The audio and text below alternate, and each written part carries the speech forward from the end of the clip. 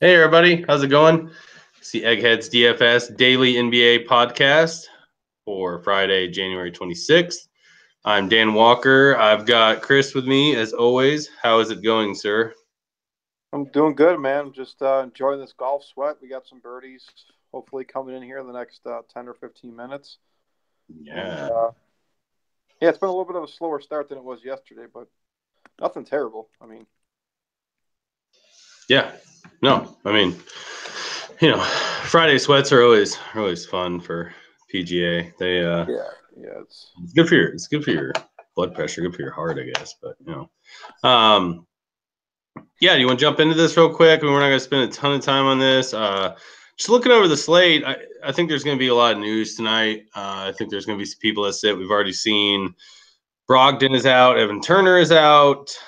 I don't know if I missed anybody else, but we'll jump into it and just kind of run through some picks that we like. So we'll start at point guard. I don't know if this guy. I don't know if he rates really well, just looking around the industry and stuff, but I'm going to play him tonight. He's only 5,400. He went up 600. I know that, but he gets a much better matchup than he had against Memphis, which he still hit value against Memphis at this price. Uh, this kid's pretty talented. We talked about him a couple days ago, and I just think he's viable in this format. 5,400. 25. Yeah, yeah, I like him here. yeah, man. Sign me up. I mean, ever since Pop sort of gave him the reins as the point guard, his minutes have kind of been pretty steady. Yeah. Almost kind of at the 25 to 30 minute mark. And like I said, I think he's got a little bit, lighter of a leash, I guess. It's not going to be so tight like it is with other guys because, like I said, Yeah. they announced him the starting point guard, so they're going to let him have it. And yeah, man, any and Yeah. all of him. Yeah, Sorry, and I'll piggyback off that. He played 24 minutes last game because they were beating Memphis down. They've looked really good the last two games with him starting. I yeah, yeah, no, mean, they they didn't definitely do. they didn't even have Aldridge didn't play in that game, right, against Memphis, and they still won by 23. Yeah, So that's I mean, encouraging, right? yeah, and that so I think he's kind of a solid play for me tonight, maybe a lock at this point. But that transitions to the other guy who's back after a day of rest and $400 decrease in price for some ungodly reason, unbeknownst to me. No Kawhi Leonard. Nope. I love the matchup, man. I mean, I got to say, if Yeah, if Gasol plays center and gets matched up with Embiid, that leaves LaMarcus Aldridge with Saric. Those are like two of my yeah, favorite basketball players, man. I might have to watch this game just because I really like the way they play. yeah, I've always said Aldridge kind of plays like a Euro guy. Like he can shoot pretty oh well yeah, from like yeah. He's a 20 feet or so. He's got the bank shot down. So yeah, we always kind of say to each other, it's like if Aldridge isn't playing, or sorry, if Kawhi isn't playing, yeah, I I don't know why you don't just fire this guy up and just sit back and get 40. I mean, yeah. you know, Pretty easy too. yeah, Um, yeah, yeah, I'll probably play both of those guys. Tonight in cash. It makes sense. Philly isn't the best against point guards. And like you said, with LaMarcus Aldridge, yeah, the usage rate is just insane. yep. Uh, you know, the minutes are secure. I think the game's gonna be relatively close I hope because so. Yeah, Philly's they're fully healthy, right? So I don't think there's anyone of really importance that could affect this game that would maybe sway off of LaMarcus Aldridge and kind of piggyback up what you said. I mean, he just came off a game's rest, right? So yeah, that's even a better reason to play him tonight. He got a rest after the Cavs game, so yeah, man, he's a safe cash play tonight. Like you said, pretty easy to get 40 tonight, and yeah, man, I like him tonight. yeah, yeah. And then we'll transition into kind of another simpler play. So Tristan Thompson is starting tonight for Crowder. He's been playing more minutes, 19, 26. He played decent in that OKC game when he was in there, and so he'll start tonight. Um, I don't think this necessarily means that Tristan Thompson's going to go off. Yeah, no, I just think at 3,600 starting against a team that doesn't have Miles Turner tonight as well. I forgot he was out as well. Who doesn't have Miles Turner? I just I like it here. I think it's kind of obvious. I think everybody's going to play him. I think he's going to be chalk. yeah, it's a free square. I don't want to talk about the guy a lot because I don't really like Tristan Thompson as far as his basketball player, but he's cheap. He's cheap and he's starting. To say about that. Yeah, no, those are all good points. I would, man, the ownership is going to be pretty high. I think it's going to be around 40%, and I think it could even climb up, even higher, kind of as the day goes on and people realize that he is starting. He's rating so well on a lot of sites. Like I said, for the price, man, it makes a ton of sense just to put him in your lives. A free square almost. Power forward eligible too on Draftkings, which is nice.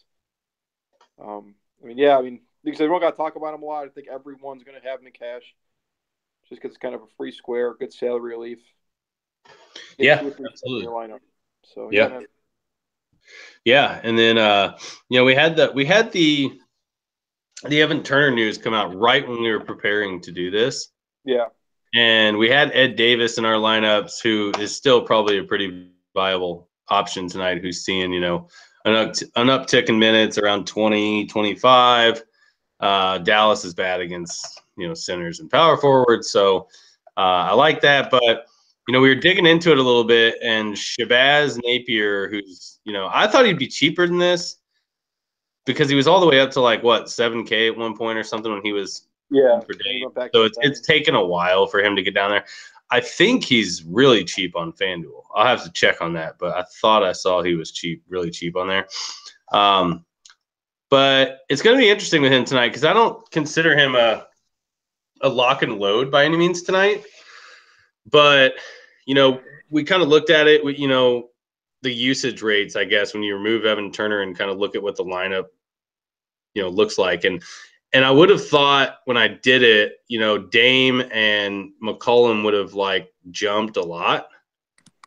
Yeah. But it was Napier, and I think it was like 4% or 5% usage, and it resulted in 6% or 6 DraftKings points extra without Turner playing. And the usage rates, what was interesting is the usage rates. So McCollum, Lillard, and Napier have almost identical usage percent rates with Turner out. So I think it was anywhere from 20 to 29%. So Dame was the highest at 28, McCollum was 26, and Napier was 22, 24. So I'm kind of curious this guy, how that's going to play out tonight, but I think he becomes pretty viable in cash just because Turner isn't going to be there. Yeah, no, those are all good points. He's rating really well. Again, some websites, so it's going to kind of boost his ownership for cash. And we know the guy can, he can do it all, right? So yeah, he can play, man. He's good. Yeah, we've seen him start, right, and have really good games before. So, there's real no hesitation in me, wondering, this guy going to be able to, produce. We know he can produce. So, if it's good, if he gets even a small boost, man, even if it's just minutes wise, maybe 5 to 7 minutes more, a game, that's enough to kind of make me come on him and play. Yeah. That's a good point. Yeah. He's point guard and shooting guard eligible, so I like that too for builds on, but I think it's a safe play. It's a safe play at 4,400 tonight. So yeah, give me him, and we'll kind of move on. I got him in the shooting guard spot right now for my my personal lineup. Yeah, the interesting thing with this, and I'm curious to see how they do this. Portland's pretty. I'm trying to think of their roster, right? So they have some bigs and they have some guards, and then they have guys like Aminu and Harkless and Connaughton, who I guess is listed as a small forward, but he's a shooter. I don't know why he's playing small forward, but I don't think Shabazz starts by any means, but I do like the fact that Dallas is very, very similar as far as their roster to Portland. So you look at Dallas, you've got, Berea, Yogi, and you look at Portland, you got, let's say, Dame and Napier. And then your shooting guards, you've got, like Wes Matthews and CJ McCollum, and then you've got Harrison Barnes and Aminu, and then you've got Harkless behind Aminu, and then you've got Powell mixed in there. So, like, I think they're very similar teams. So I'm curious to see, like, when this game plays out, if they just go, okay, we're going to play Yogi and JJ at the same time, and then the Blazers are going to play like Dame and Napier at the same time, and just run it. Yeah, I mean, I think that's why he'll get a lot of minutes tonight. I think he'll see more minutes just because, well, one, Turner's out, but I think because they play about like the same kind of roster construction, Yeah, I like that he's not starting too because he's not going to get West on him right at the bat. So I hope he doesn't start because if Wes Matthews is on him, he's kind of a good defender, kind of around the league. So I would be more happy with Napier off the bench.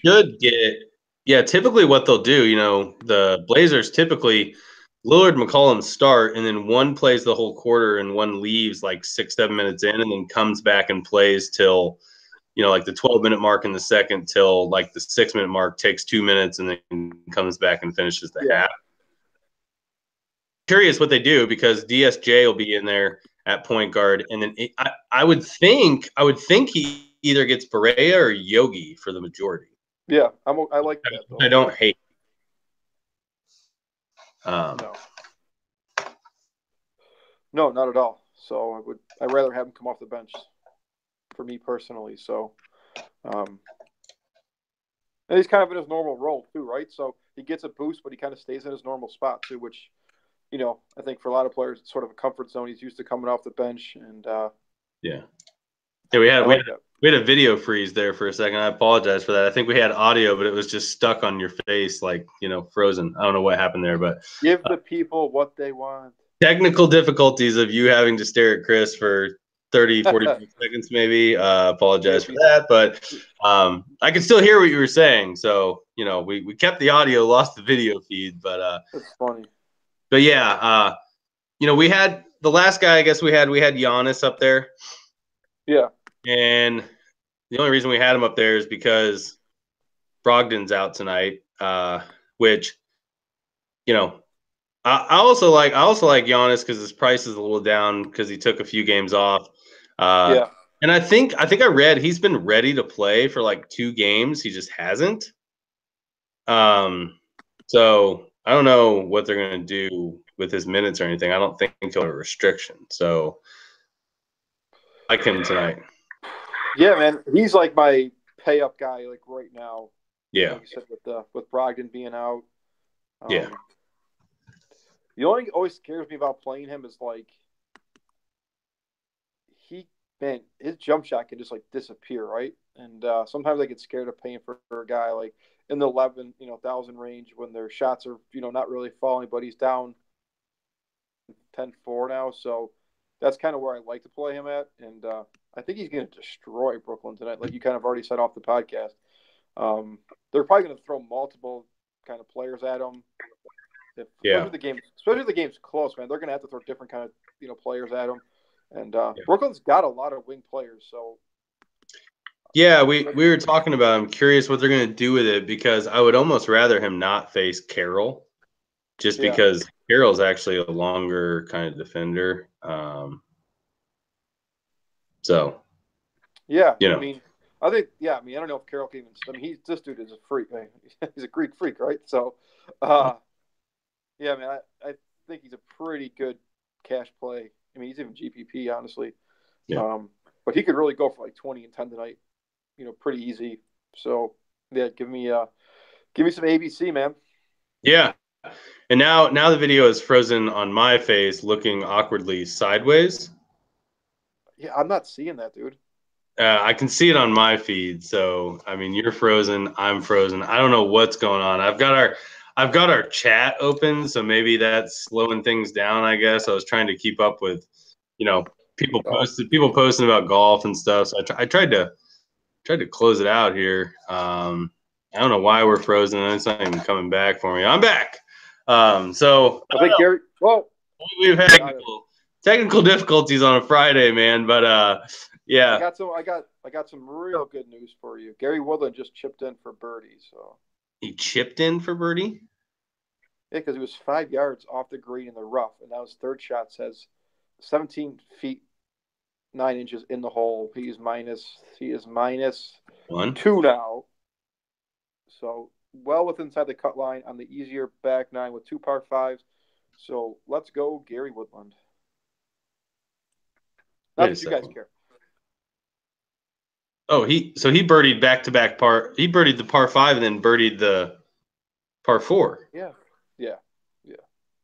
Well, shit. Well, that's pretty awesome.